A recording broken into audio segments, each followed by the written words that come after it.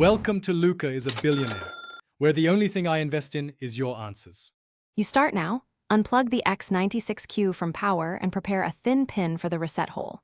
If you plan to use a PC tool, connect micro USB and enable any required drivers first.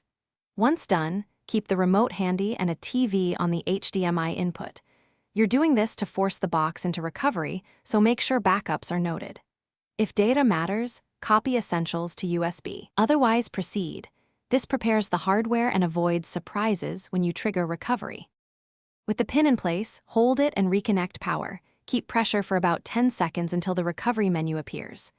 If your variant responds to the remote, press and hold power plus the reset button simultaneously. Change tactics if one method fails. Once recovery shows, you'll see options like Reboot, Wipe Data, and Apply Update.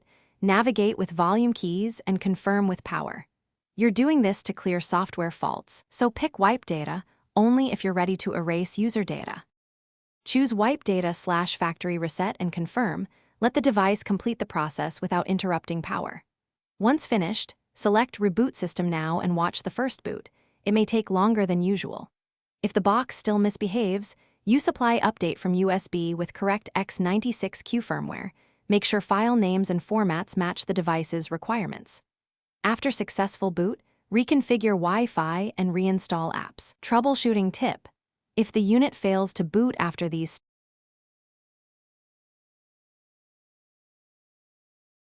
Thanks for watching and please subscribe. It's the best investment you'll ever make.